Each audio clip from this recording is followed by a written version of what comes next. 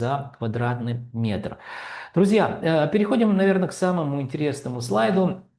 Мы будем сравнивать, а что же произошло в течение года и где наибольше всего подешевела недвижимость в Украине, а где она подорожала.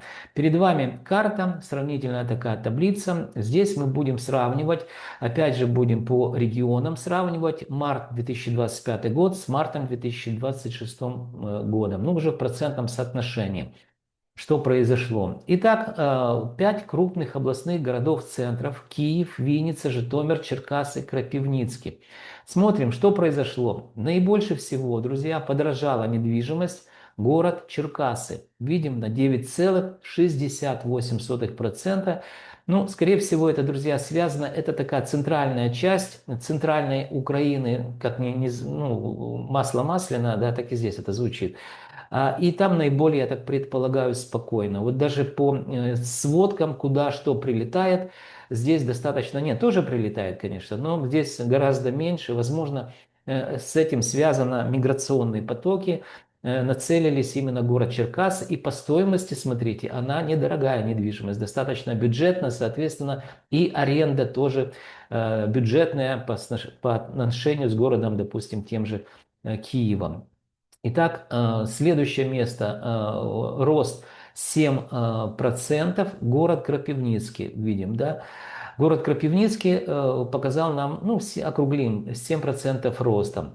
Следующий, на третьем месте у нас город Житомир, 6,73% за год стоимость подорожала. И, так сказать, уже аутсайдеры, но это самая дорогая недвижимость, естественно, она дешевеет, вернее, дорожает меньшими темпами. 5,91% город Винница, и город Киев показал нам в 2025 году, это четвертый год, рост 1,73%. Переходим к западному региону, друзья. Напомню: Львов, Черновцы, Ровно, Ужгород, Тернополь, Луцк, Хмельницкий, Ивано-Франковск. А вот здесь динамика роста, друзья, посерьезнее. И вы это видите, в цифрах выражается. Давайте начнем. Абсолютный лидер – это у нас город Луцк, Волынская область. Недвижимость подорожала на 12,92%. За городом Луцком идет город Ивано-Франковск. Вот я не знаю, почему Ивано-Франковск, он реально стал, даже обогнал город Хмельницк, хотя он там самое было недооцененное жилье, наверное, да. И вот сейчас мы видим, это 12,43% роста в годовом измерении. Дальше, друзья, смотрим. У нас Хмельницкий, да, город Хмельницкий вырос на 11,79% вместе с городом Ужгородом. Здесь тоже рост 11,78%. Дальше мы видим, что Тернополь показал рост 11,13%. Ну и заключение мы видим, что, друзья, видим, что город Ровно показал нам, ну, если вы обратите внимание, тройка самых дорогой недвижимости. Это Ровно, Черновцы и Львов. Соответственно, и дорожает она чуть меньшими темпами. Итак, город Ровно показал рост 9,45%. Город Черновцы показал 8,33% за месяц. Ну а город Львов показал, друзья, нам рост всего лишь 7,70%. Ну вот если вы посмотрите, город Крапивницкий примерно на 7% также подорожал. Но опять нельзя сравнивать несравнимые населенные пункты, и именно поэтому их я и объединил по территориально-экономическим зонам. То есть это правильный подход для того, чтобы мы сравнивали сравнимые, так сказать, населенные пункты по экономике, по населению, ну и так далее, и по географии, самое главное. Дальше, друзья, Причерноморский регион. Мы видим, что город Одесса подорожала с какого перепугу, не знаю, друзья, 3,24%. Друзья одесситы, напишите, с чем это связано. Только, мне кажется, вот эта версия ваша, что ТЦК грабят народ, а это правда. очень сильная, так сказать, прослойка живодеров появилась, которые и позволяют себе, так сказать, влиять на рынок недвижимости, так как в наше время инструментов для сохранения или для инвестиций никаких нет, а вот эти кровавые деньги, мне пишут, по крайней мере, вкладываются в рынок недвижимости. Не знаю, насколько это правда, неправда, но с учетом, что ЦКшников у нас всего 50 тысяч, ну это официальная статистика, то я не думаю, что эти 50 тысяч разгоняют рынок недвижимости в городе Одесса, тем более это не 50, а гораздо меньше. Но напишите, ваше предположение будет интересно. Вот город Николаев показывает нам снижение минус 3,63%. Прифронтовая область, напомню, Кимбургская коса, находится под контролем Российской Федерации. Я жил в городе Очакове, я очень хорошо знаю эту местность. Ее буквально вот на катере переезжали и загорали, ну, в свое время, это до войны, даже не просто до войны, это было давно. Мне тогда лет 30, наверное, было, 60 сейчас, то есть 30 лет назад, представляете? Где я только не жил, где я только не был, как в том анекдоте, да. Но в такой заднице, как сейчас оказалась страна, в которой я жил последние 30 лет, я такого не помню. Итак, друзья, следующий регион – северо-восточный регион. Здесь очень все непросто, и видим, что больше всего подорожала Полтава. Напомню вам, что Полтава по стоимости стала дороже квадратного метра, чем город Харьков. На втором месте город Харьков, на 4,80% подорожала недвижимость. Дальше мы видим Чернигов с какого-то перепугу, также подорожал на 4,41%.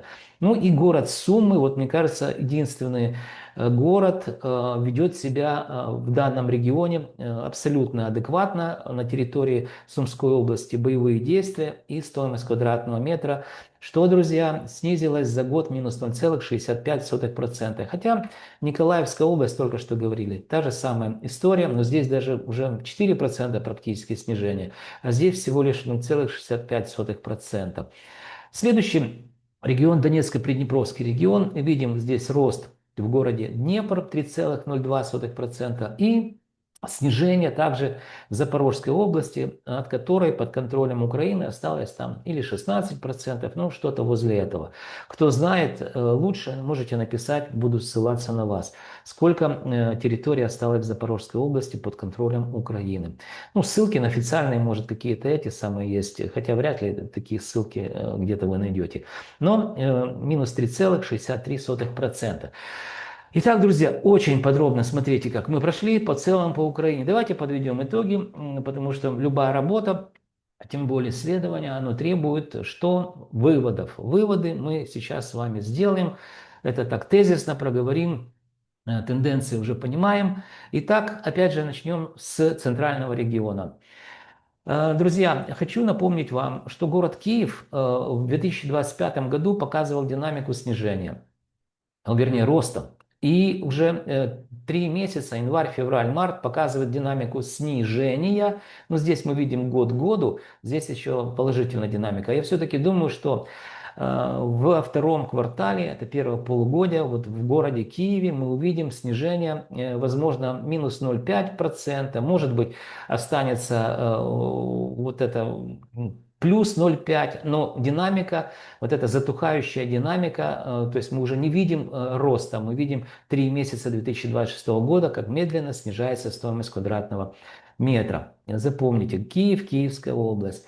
Дальше, друзья, город Житомир. Город Житомир продолжает показывать положительную динамику роста, но уже не по 1% дорожает недвижимость, а где-то там по 0,5%. То есть затухающая динамика роста рано или поздно приведет к чему? К тому, что мы увидим тенденции снижения, возможно, за вот эти ну, второй квартал, это 3 месяца, напомню, мы здесь увидим снижение минус, ну, может быть, 2,5%, то есть, подводя итоги, уже первого полугодия здесь будет рост в годовом измерении, может быть, 4% всего лишь.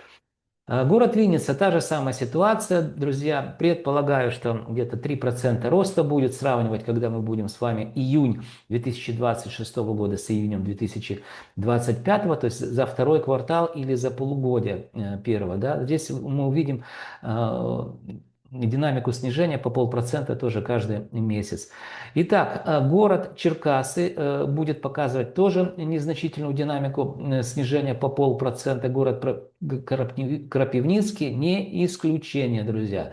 Мы будем видеть снижение в месяц по 0,5%, по 1%. То есть в целом будем наблюдать в первое полугодие, все-таки динамика будет положительная. Почему? Потому что, ну, вы же видите, 9% роста в течение года. То есть Черкассы, то есть, показывают феноменальный рост стоимости. Переходя к западной части, друзья, здесь по каждому не будем городу идти. Я вам скажу, что здесь будет продолжаться динамика роста незначительная, по 0,5%. То есть вот где-то 1,5–2% в годовом измерении добавится к вот этим процентам, которые мы тут видим. Да? То есть тут динамика будет продолжать расти. Дальше, друзья, вот Одесса и Николаев. Здесь, друзья, для меня очевидно, что Николаев будет показывать дальше снижение по 0,5%, может по проценту в месяц. Город Одесса уже 3 месяца показывает снижение. Здесь я так думаю, что мы увидим динамику снижения за второй квартал где-то 2%, то есть по итогу первого полугодия будет плюс 1%. Динамика еще сохраняется положительного роста. Но тенденции для меня уже здесь очевидны. Дальше. Город Днепр и город Запорожье. Город Днепр, друзья, тоже показывает снижение уже 3 квартала, кто смотрит мои ежемесячные обзоры рынка недвижимости. Поэтому я предполагаю, что первого полугодия тоже где-то минус 2% будет снижение. И в итоге мы увидим первого полугодия показывать, будет нам еще положительную динамику роста плюс 1%. Город Запорожье будет продолжать снижаться, друзья. Также по 0,5% в месяц, а может быть по 1%. Все будет зависеть, насколько близко будут подходить к Запорожью российские войска.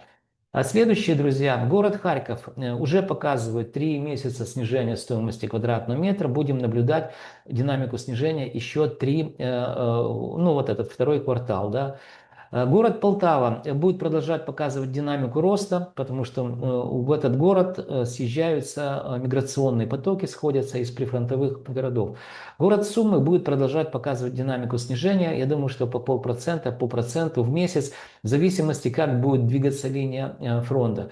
И вот тут, внимание, друзья, город Чернигов, он продолжает показывать динамику роста, но я просто не сомневаюсь, друзья, что с учетом того, что сформированный восточный фронт, не восточный, северный, по-моему, армия называется, Северный фронт, и уже вот здесь в приграничных деревнях заходят ДРГ, то есть Черниговская область – это область, которая максимально приближена к городу Киеву, расстояние вот здесь, где-то от перехода, 210 километров до города Киева.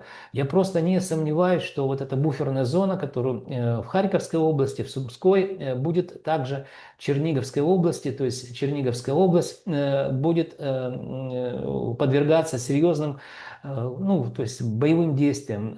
Война зайдет на Черниговскую область. И, соответственно, стоимость квадратного метра будет, друзья, снижаться. Но это всего лишь мое предположение. Итак, очень подробно рассказал вам, друзья, о том, что было, что есть и что произойдет на рынке жилой недвижимости Украины. Друзья, пришло время прощаться. Для того, чтобы вы знали, что происходит на рынке недвижимости Украины, не только я по острову Кипр записываю достаточно много видео, где, собственно, сейчас я нахожусь.